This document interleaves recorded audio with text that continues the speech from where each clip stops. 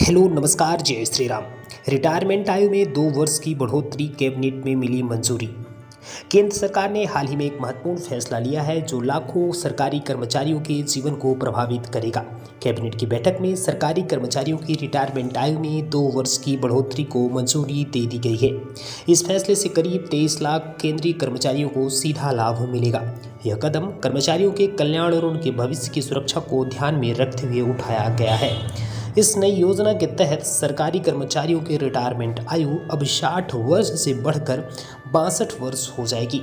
यह बदलाव न केवल कर्मचारियों को अपने कार्यकाल को बढ़ाने का मौका देगा, बल्कि उन्हें अपने वित्तीय भविष्य को और मजबूत बनाने का अवसर भी प्रदान करेगा। इस फैसले से सरकार कर्मचारियों के अनुभव और कौशल का लंबे समय तक लाभ उठा सकेगी, जो देश के विकास में महत्वपूर्ण योगदान दे सकता है। रिटायरमेंट आयु में बढ़ोतरी एक नज़र में हम उसको समझना का प्रयास करेंगे। रिटायरमेंट आयु में बढ़ोतरी एक ऐसा कदम है जो कई पहलुओं को प्रभावित करता है। आइए इस योजना के मुख्य बिंदुओं पर एक नज़र डालते हैं। वर्तमान रिटायरमेंट आयु 60 वर्ष है। नई रिटायरमेंट जो आयु हो जाएगी 62 वर्ष हो जाएगी। इससे लगभग 23 लाख केंद्रीय कर्मचारियों को लाभ मिलेगा। लागू होने की इसकी तिथि रहेगी 1 अप्रैल 2025। न्यूनतम पेंशन राशि रहेगी 10,000 रुपये प्रति माह।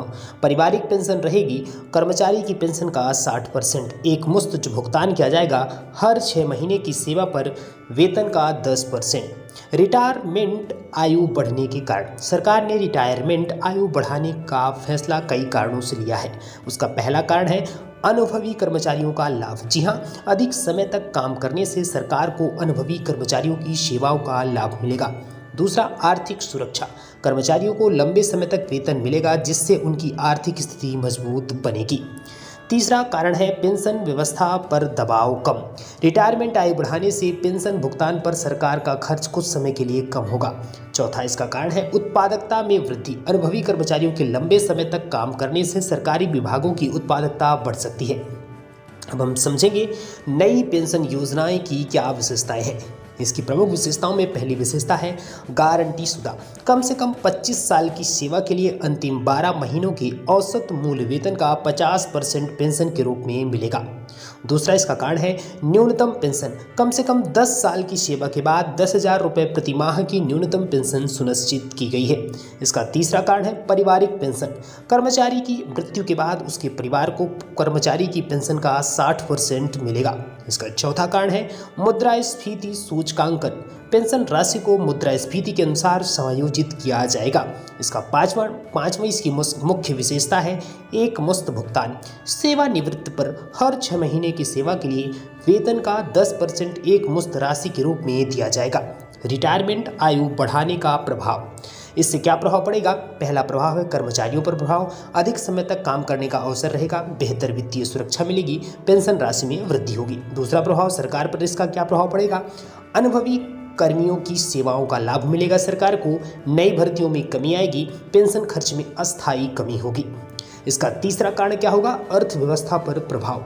श्रम बल में वृद्धि होगी, उत्पादकता में संभावित बढ़ोतरी होगी, बचत और निवेश में वृद्धि होगी। विभिन्न क्षेत्रों में रिटायरमेंट आयु क्या है? केंद्र सरकार में रिटायरमेंट आयु है 60 वर्ष, प्रस्तावित अभी 62 वर्ष कर दी गई है। राज्य सरकार में 58 से 60, राज्यों के अनुसार यह अलग अलग हो सकती है। सार्वजनिक क्षेत्र के उपक्रम में 60 वर्ष, निजी क्षेत्र के उपक्रम में 58 से 60, कंपनी नीति के अनुसार अपने अनुसार बदल सकती है। बैंकिंग क्षेत्र 60 वर्ष, शिक्षा के क्षेत्र में 65 वर्ष, उच्च शिक्षा संस्थानों में। रिटायरमेंट के बाद की योजना क्या रहेगी? इसकी प्रमुख योजना वित्तीय योजना। पेंशन के अलावा अन्य निवेश विकल्पों पर विचार करें, स्वास्थ्य बीमा करें, कौशल विकास करें, सामाजिक नेटवर्क बढ़ाएं, शौक और रुचियों को बढ़ाएं। अन्य देशों में अब हम जान लेते हैं कि अन्य देशों में रिटायरमेंट की आयु क्या है। जापान में रिटायरमेंट की आयु 65 वर्ष है।